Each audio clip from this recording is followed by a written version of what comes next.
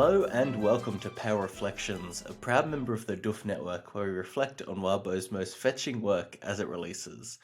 I'm Ruben Morehouse, and as you can tell from that notable absence, I'm coming to you alone. Oh, tragic. But thematically working out, considering the chapters that we're talking about today. We'll be talking about playing a part 15.9 and playing a part 15.10, which are two chapters where you really feel the loneliness from Lucy feeling, isolated from her fellow Kenneteers. And similarly, I feel the isolation from my fellow podcast co-host, Elliot, who is in the midst of moving house at the moment, so it's just me today. But while I may be the only recorded voice you hear this week, I'm not fully alone, because I have all of you that are listening live in the Discord, in the live thread. So as we go along, I'm going to be prompting some questions, and I might be pulling some thoughts out from people in chat. If people leave their thoughts in chat and want to, comment on some of the things that we're talking about, feel free to do so. If you are not aware, we do live recordings, and you can find those by going to doofmedia.com/Discord and joining the Discord. And we do them every Sunday morning for us here in Australia. So to touch on just the schedule a little bit more in case you missed it last week, over the next month or so of, Christmas and New Year's, schedules are going to be a little bit wonky. So we might have some solo episodes. I think next week is another solo episode with just me, so look forward to that. Then we've got a regular episode with myself and Elliot again, and then Elliot's doing a few solo episodes and etc. So you can jump into Discord if you want to hear the, get the full stream schedule breakdown and all that stuff. But enough housekeeping, huh? Let's get into the actual chapter. One of the chapters. We're talking about playing a part 15.9. So we pick up immediately where we left off here. Lucy and the family man are talking, and it is immediately rocky, right? It's very tense, but obviously we don't want them to have a positive relationship. So it's good that it's tense, I guess. I don't know. The family man is a very interesting character here. One, I like that we have just a completely unambiguously bad character, which doesn't always happen in Wildbow stories, but it is fun when it does. We get this one line that I really loved where Lucy says, like, "Oh, your people aren't happy," and the family man touches one of the pregnant women near him, and she just goes, "I'm happy. I'm very happy," which is just brilliant. A brilliant bit of signaling to us how much of a villain he is. But yeah, like, I love having the family man as a villain, and he's such like I don't know, he's so like smarmy, and he's so easy to hate, which is just delightful. Lucy does very well exchanging barbs with him, I think. She leads in with this point of like, if you think I'm incompetent, you should want to deal with me even more, and that immediately just cuts through all of his bullshit, which is very satisfying. And there's that moment where Rook compliments Lucy as well, saying, conquerors her age have taken whole tracts of the human world. And that's, again, just a very nice moment. There's a lot of really nice moments here, especially with Rook and Lucy. The Rook and Lucy dynamic, this chapter specifically, is very strong. It's a nice compliment from Rook. And it's, obviously Rook has kind of stepped into a mentor role for Lucy, but is interestingly a lot less warm than like John or some of her father figures have been, which I think is an interesting dynamic for Rook, and one that Lucy probably needs. A mentor that is like, compassionate and caring, but not especially warm. I don't know. Given that a lot of Lucy's previous mentor relationships have ended tragically, it's maybe good to have one that's, I don't know the right word for it. Not like professional, but like distanced, but still supportive. You know what I mean? I feel like that's just something that would be helpful to Lucy. Yeah, it's a good point, but I'm easily impressed. Like, Rook is maybe a little bit more distant, as she doesn't want to enter the in air quotes role of Lucy's mentor, because that's that's a real Defense of the Dark Arts level position, in that it's 100% cursed. So Rook is probably doing the right thing by not leaning too much into it.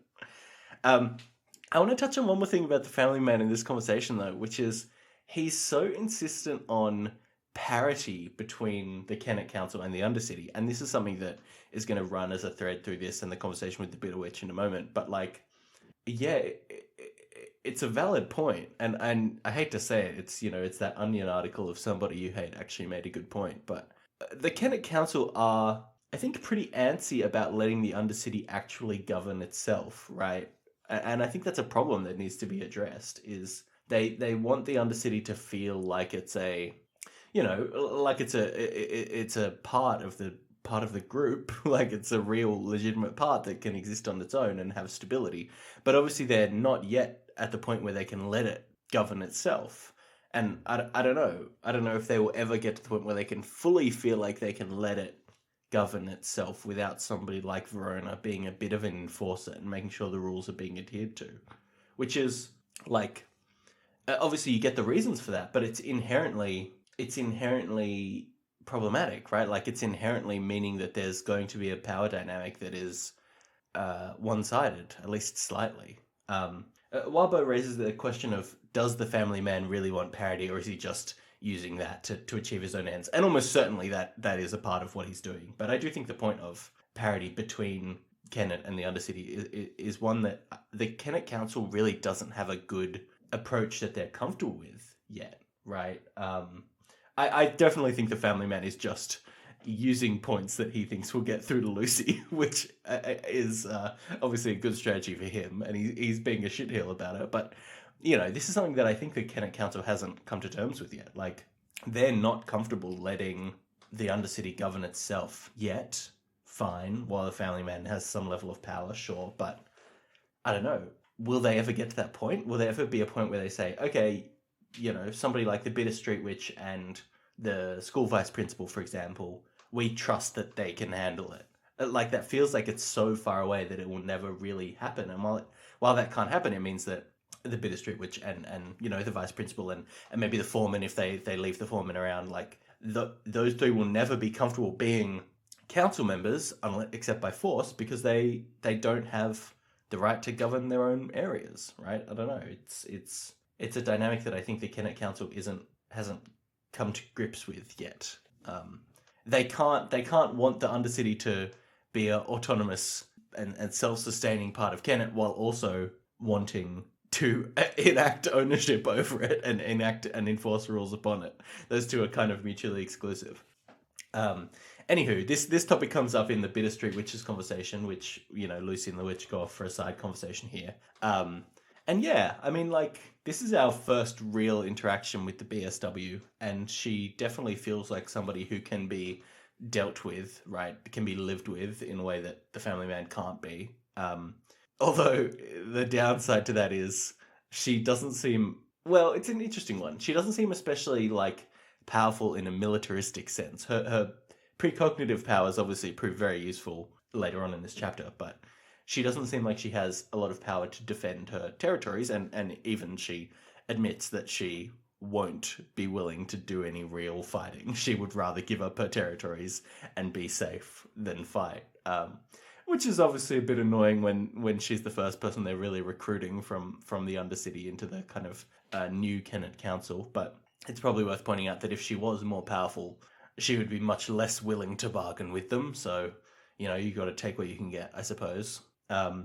A great line from Rook here where she says that she resembles the birds that BSW decapitates, who have seen enough things enough times to be able to see where things are going, but you don't have to bite off Rook's head to get that sort of knowledge. And I think that's just... Rook really has a way with words, which I think is wonderful. The part that's really interesting to me about this segment is the ending when the family man makes his offer to BSW, and BSW kind of is putting on her charade, and that's fine, but her lieutenants, let's call them, have this moment of lingering and looking behind. And, the family man's offer is, I will give 3 wives to each of your lieutenants, right? It seems like the family man has made an interesting play here where he is starting to sow a bit of discord amongst the lieutenants of the BSW, potentially recruiting them, potentially kind of leading towards some kind of mutiny or something. Yeah, I mean, like, it's a good play by the family man. It's a strong play because the Bitter Street Witch herself talks about how her boys, as she calls them, are not especially clever. which means they're probably ripe for manipulation, the exact kind of cult manipulation that the family man offers. So yeah, that's a bit foreboding. Seems like, yeah, the Bitter Street Witch is really in a rough position there. And yeah, the timeline of needing to deal with the family man is creeping up more and more aggressively, I suppose. Yeah, it's a good one. I think it's very clever. It's fun that the family man is not like he's a strong antagonist. You hate him, but he is competent. He is doing a lot of very clever things to cement his position, and it makes him a tough one. Yeah, Clawford points out the Bitter Street, which even mentions that her boys might turn on her if they're not fed and entertained. So, we're definitely seeing that starting to take shape for sure. But yeah, so the Bitter Street Witch gives them some info on how to capture Marlen, and Lucy and the gang go to do this. I really liked Lucy's almost unwillingness to engage with the vagueness of what the Bitter Street Witch has said. Or, like, she was so worried about, and she's so worried about these rabbits on the hill, like she can't accept the vague instruction there. She needs to, she's talking about, oh, are you really sure we should post out a lookout on the hill so they can see the rabbits?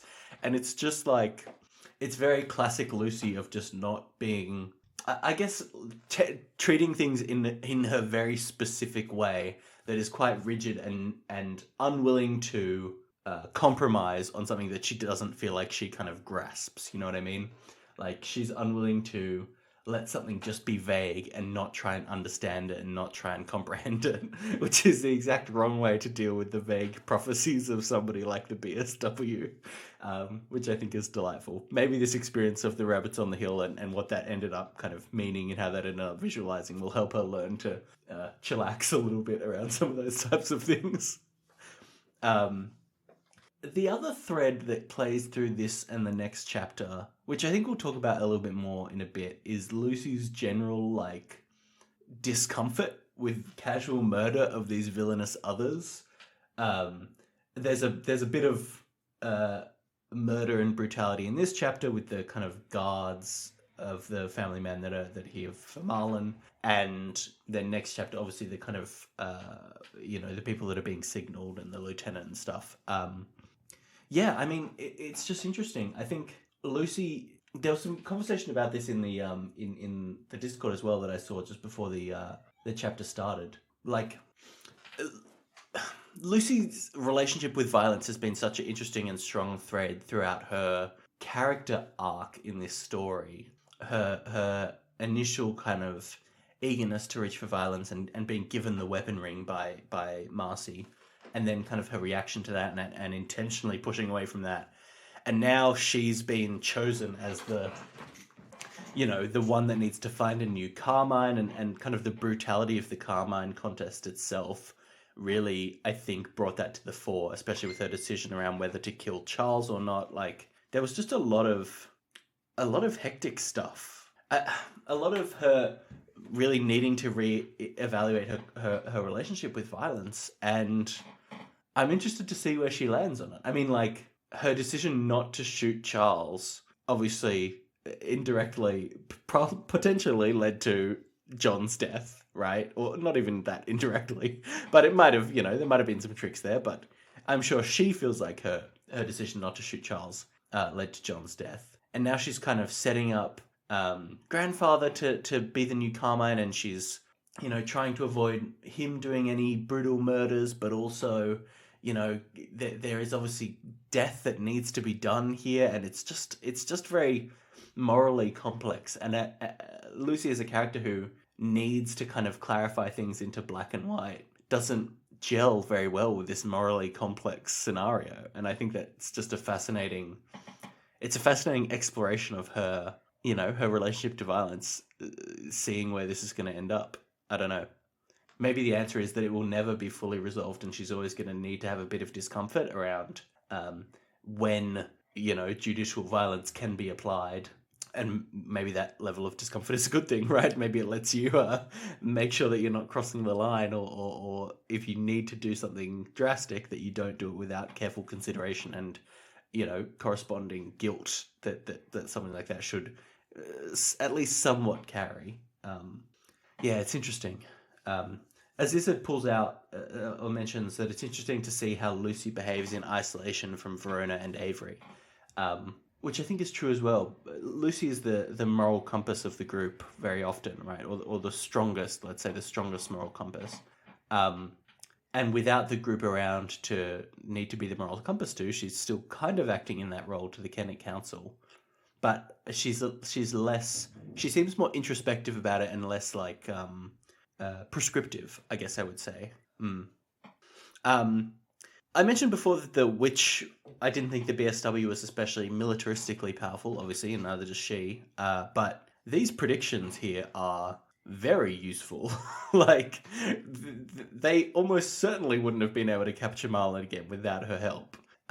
In fact, explicitly in the text, there are 3 or 4 times when Marlen would have escaped or additional reinforcements would have shown up or all kinds of things like that are just...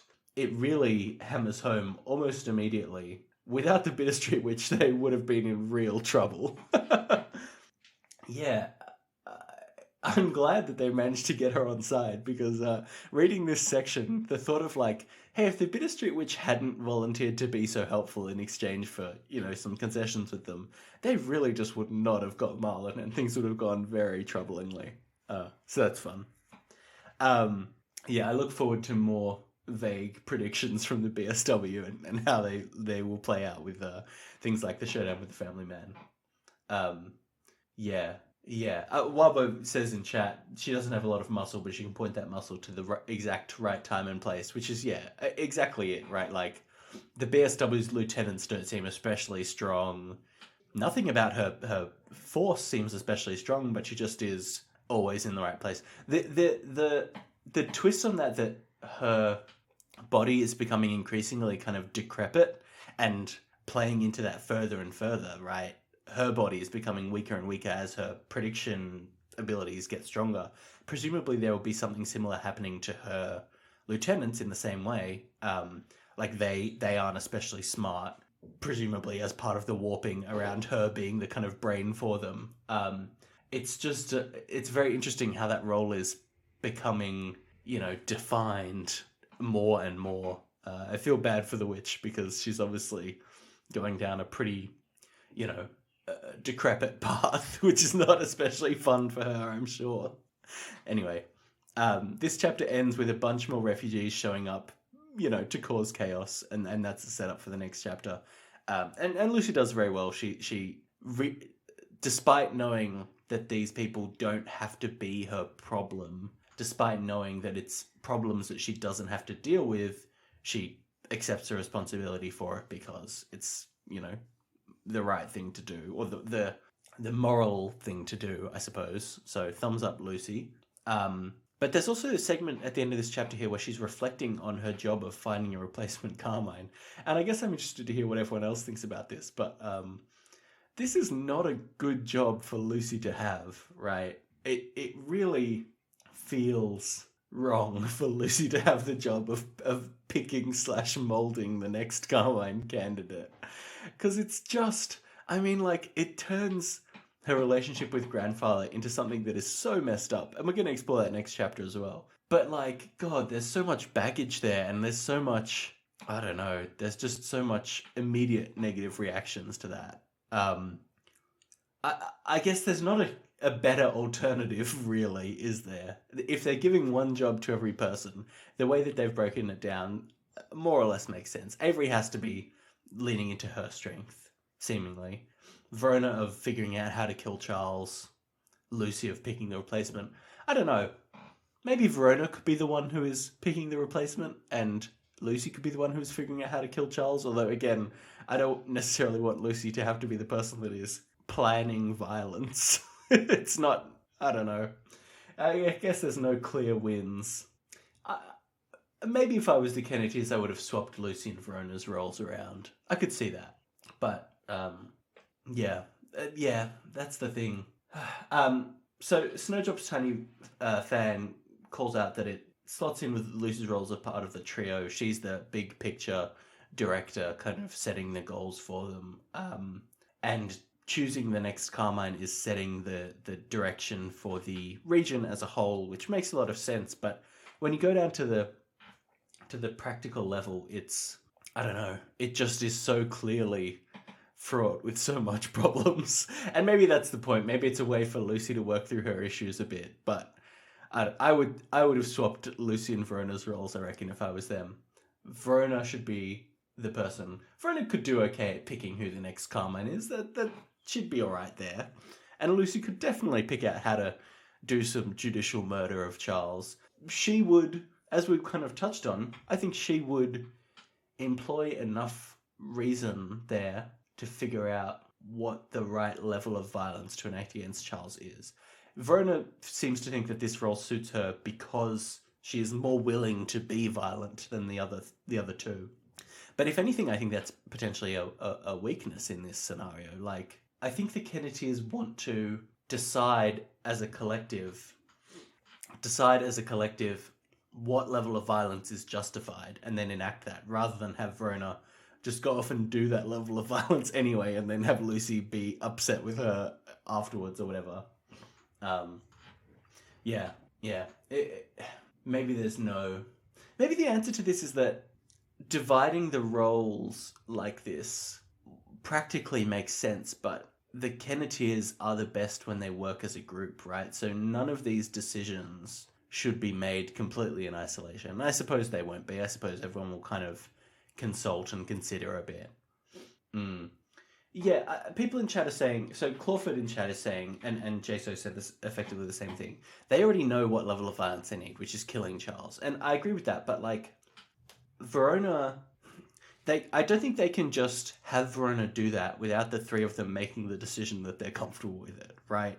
That feels like a mistake to me. But that also feels like the reason Verona thinks that she's right for this job, because she will carry this out without needing to stop and ponder it too much. And I just think that's, again, it's a difficult situation, but I do think that's a problem, right? Like, Verona is comfortable being the person who has to figure out how to kill Charles because she is already, in her heart, accepted that Charles needs to be killed. But Lucy and Avery need to accept that at some point anyway, so I don't think that's enough of a reason for Verona to be the one who does it, right? Like, because if Lucy and Avery don't accept that, then it's going to cause problems. Anywho, this is the interesting question that this chapter raises: is the jobs that they've allocated to themselves really are things that almost certainly need to be done. They need to happen. And so somebody needs to be responsible for figuring out how they happen, and regardless, they're problems. Yeah. This raises another interesting question. I'm Easily Impressed asks, do we need to kill Charles, though? And obviously, the text so far has said to us, yes. Like, the Carmine positions are lifelong positions. The way to be replaced is through death. But there is a question of, are we heading towards a resolution that is different from the one that is being signposted so aggressively by the story, right? I mean, it's a Wildbow story that almost certainly there's going to be some level of subversion of the way that we think things are going to go, right? I mean, Summer Break was that to such an extent. So maybe there's some other solution that they need to find. And the problem with that is, if there is another solution that might present itself, Verona has already decided that she is going to kill Charles, right? Like, if Lucy was the person who was going to be killing Charles, she would definitely look for other options, or figure out if there were other options before making the decision. And I don't know, Verona might be more willing to just do it because she thinks it's what needs to be done. And maybe it is what needs to be done. I don't know. It's a tough situation. I'm glad I don't have to be any of the Kennetiers, I guess. The other options, a possible other option that Zizard and Sengati raise is like changing what the judgeship looks like, or retiring the position, or reforming the system. Like, there's a potential different options that might present themselves, especially because Musa is kind of already starting to do something like that anyway. Musa is already trying to change the system, and so there possibly is a way to leverage the fact that Musa is making some grand changes, or presenting an opportunity for changes that could be capitalized in a way that the Kennetiers want. We'll have to see. So yeah, let's move into playing a part 1510. So actually, before we do that, I want to pull out this thing that Jaso says, because I think it's a very good point, which is, in deciding to kill Charles or kill the family man, they're coming to the realization that your solution cannot always be perfect. They failed on the night of the contest because they were unwilling to be bastards enough, and Charles and co were willing to debase themselves. Which I think is an excellent point. The trap of falling into thinking, what's the perfect way we can do this, will detract from possibly a good way of doing it, which is just killing Charles, right? I mean, like, good in the sense that it would get the job done if the fallout from it even is, the guilt and like shame that I'm sure Lucy would feel. Yeah, I don't know. But then again, the other thread to this is setting up systems and changing systems that can be better. So, if you're willing to debase yourself to take the victory there, it's just stepping towards the same system. I don't know. Maybe that's worth it in the end. Maybe it's not. So in 1510, it begins with Lucy reaching out to Timon for a chat, and there's some business relevance to it, but also interesting personal sentiment, like a tangible feeling of guilt here for Lucy, which is funny, right? Because it's a real catch-22 where Lucy, this is not something that Lucy should have to feel guilty about, except for the fact that she does feel guilty about it, which adds a quirk.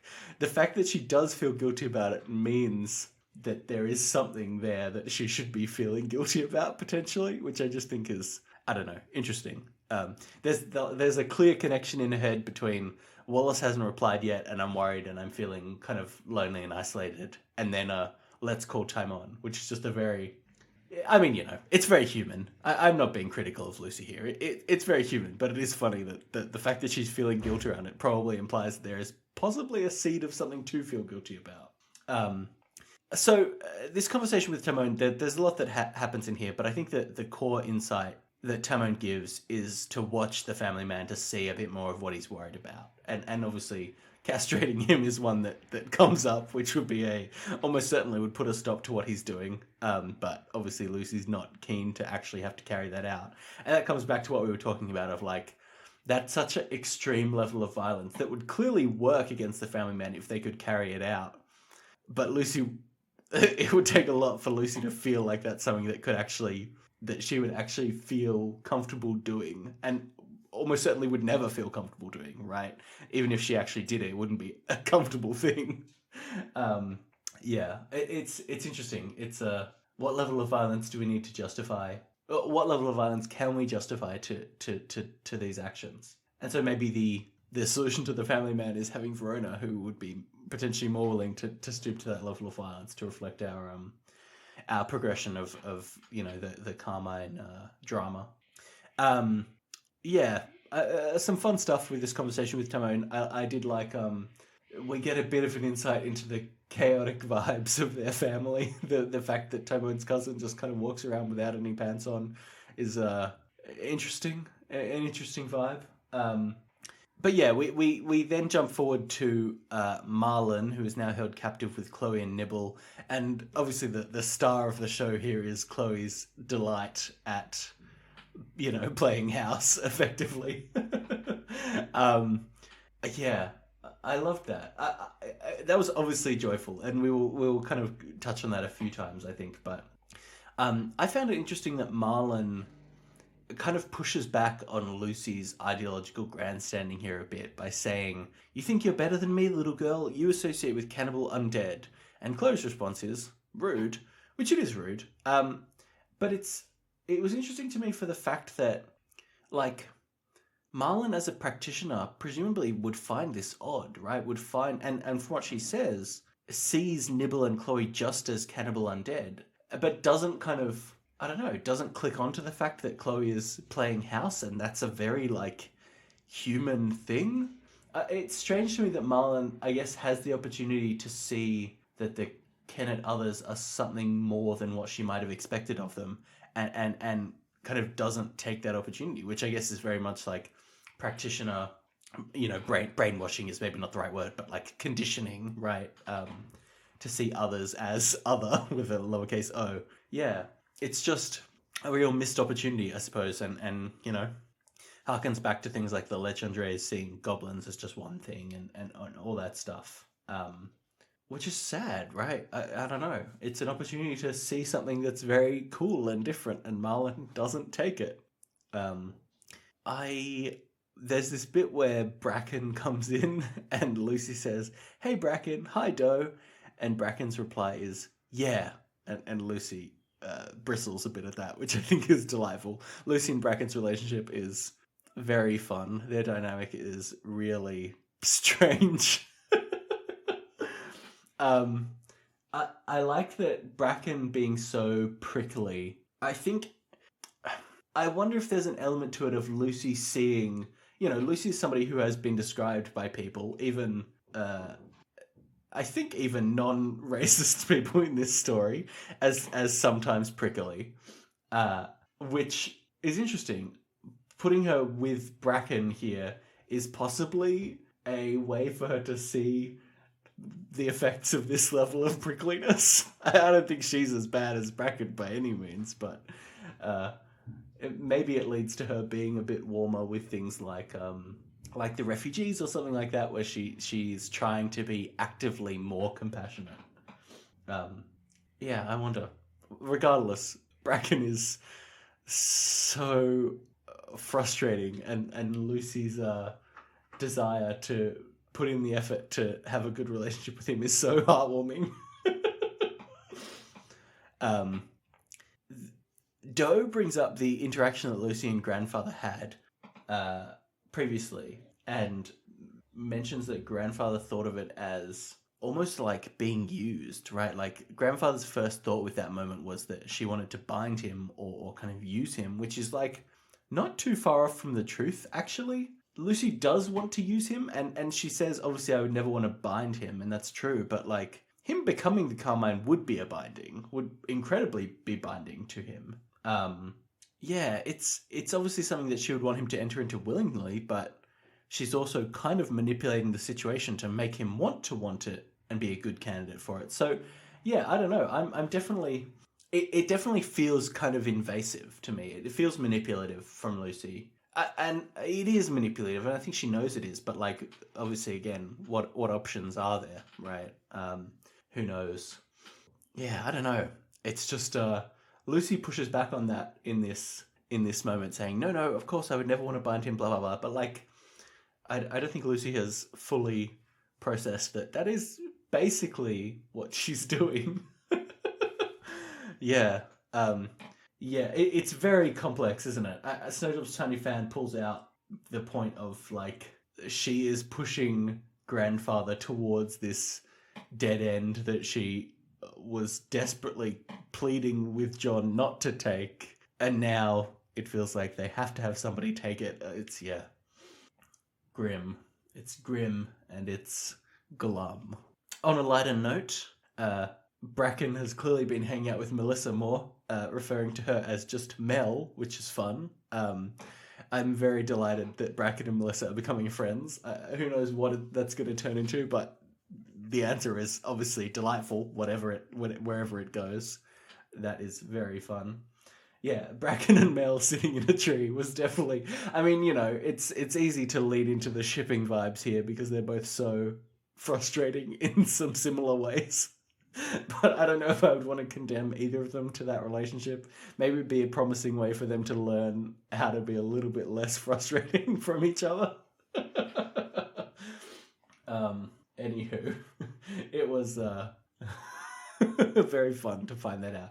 And then obviously there's the bit about Bracken possibly training with Guillemette. And Zikri in chat calls out the train of thought of Lucy learning that it might be good for Bracken to train with Guillemette because he might end up hating the violence that he learns how to dish out, which would be possibly a good change.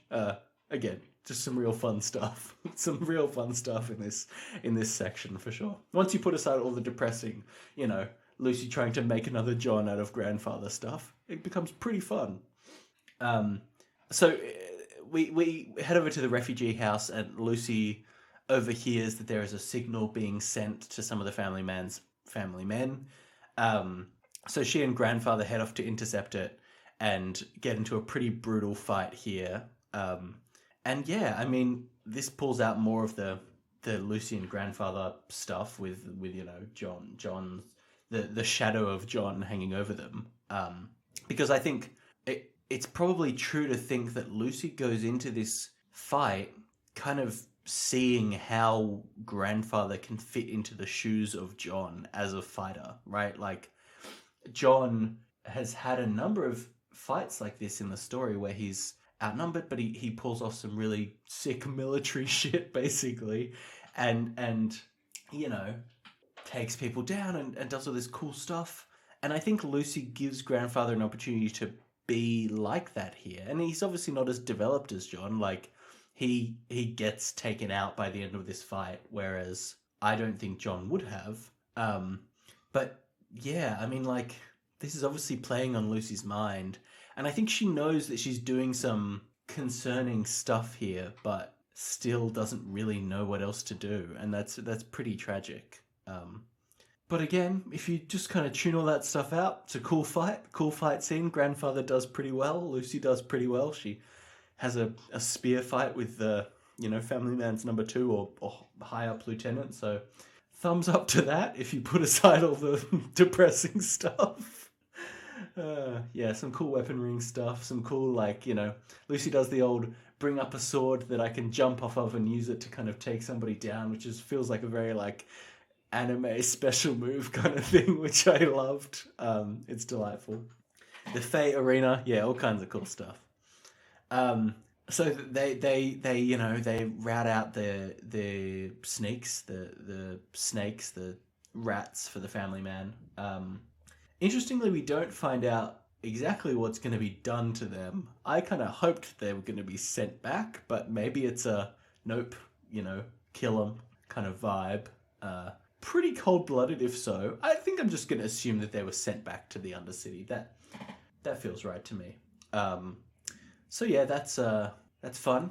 So hopefully that's it. They've ratted out the moles and now it's all just genuine refugees. Who knows? I anticipate that we might see a bit more of the logistical stress that this is placing on them needing to do.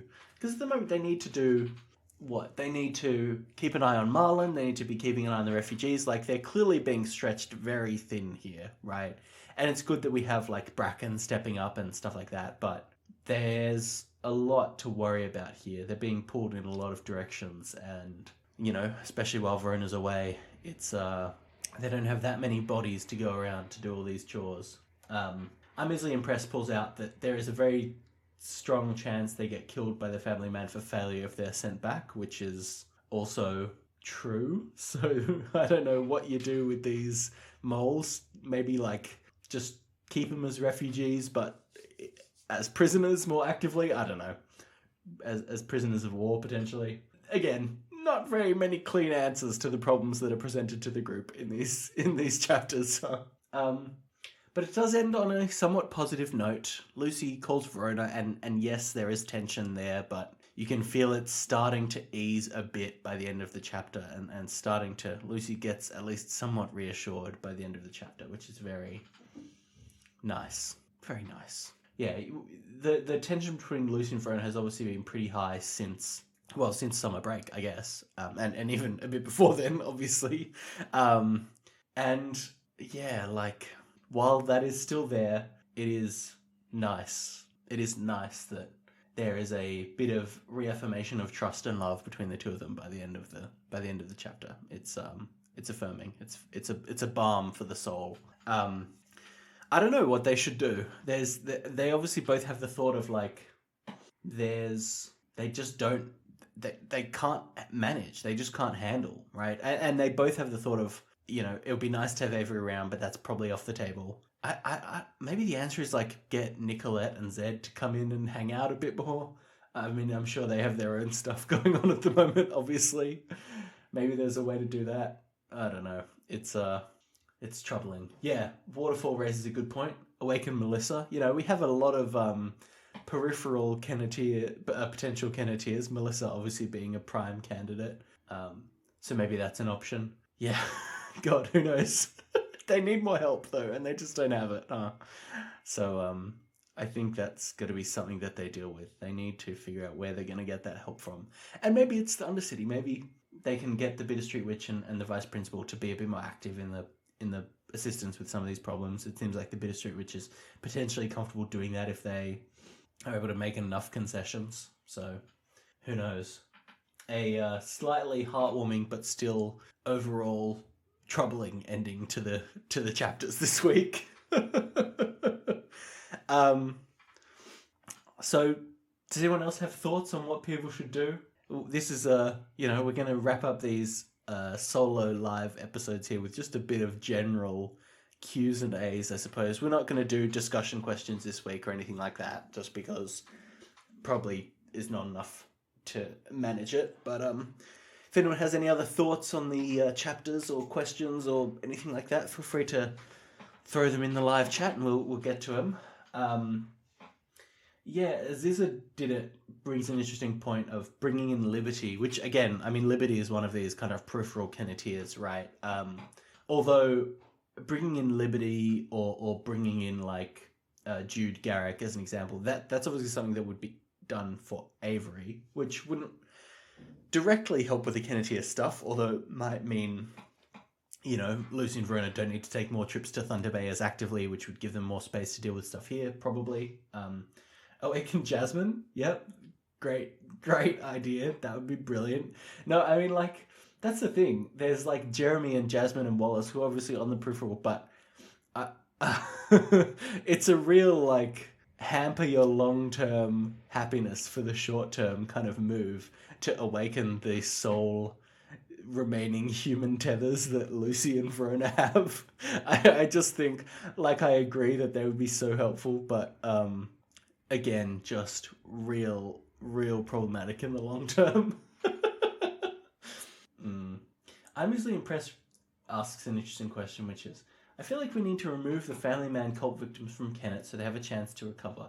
But where would we send them? The apartment complex? Yeah, it's an interesting point. I wonder if there's I guess the problem is Kennet so far is the only place that seems like it's somewhat safe to send others to as a place to be, right? Until they can set up more of those kinds of things, there's no support networks for others that can't be in Kennet for whatever reason but need to have somewhere relatively safe to be, like the cult victims of the Family Man. So, yeah, I don't know. Maybe as the Kennet vibes take off more, that will be more possible. Taji wants to ask more about my thoughts on the Leos, which is interesting. I'm not sure. I like Taimon. I like that's the thing about the Leos, right? Is they seem so nice and friendly, while at the same time, their practice is just incredibly creepy and off-putting and gives you bad vibes, right? They seem nice while at the same time giving you a ton of bad vibes. And I'm put in mind of what Jasmine has said a few times, which is like, trust your gut on these things. And Snowdrop's Tiny Fan raises that Zed told them to stay away. Zed told the Kennetiers to stay away from them. Like, there's a lot of stuff telling us that we shouldn't see the Leos as friendly. Is it the Leos? It's more the Leoses, I guess. Anyway, so yeah, I'm kind of like, I'm on board with Lucy keeping a bit of distance from them, I guess, just because there's enough strange stuff around them that it probably makes sense to do that. Yeah. The Leosi is the plural. Thank you, Saffron. Yeah.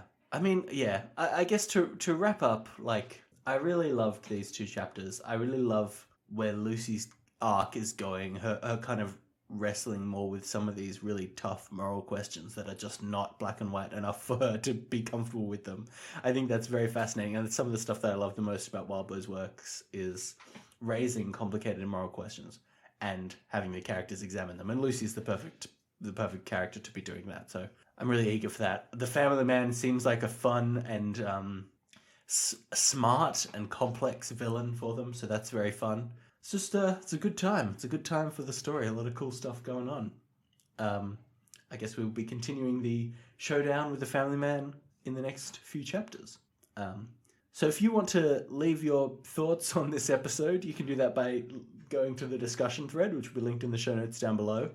You can head to the Discord, as we mentioned, to participate more in the show, especially in these solo eps. Go to duffmedia.com/Discord for that. We are planning a holiday live stream event. We'll be watching some Christmas films. So I think there's more info in the Discord on that. I'm not sure where that is. We'll probably talk about it in the general channel pretty soon. But if you want to support the shows on the Duff Media Network, you can go to patreon.com/duffmedia and become a patron. You get all kinds of perks like bonus shows and all that jazz. Or if you want to support Wildbow, go to patreon.com/Wildbow. And you can support him there. Thanks for joining, everyone. Thanks for hanging out in this solo ep. Different vibes, but hopefully still enjoyable vibes. And catch you around next time, I suppose.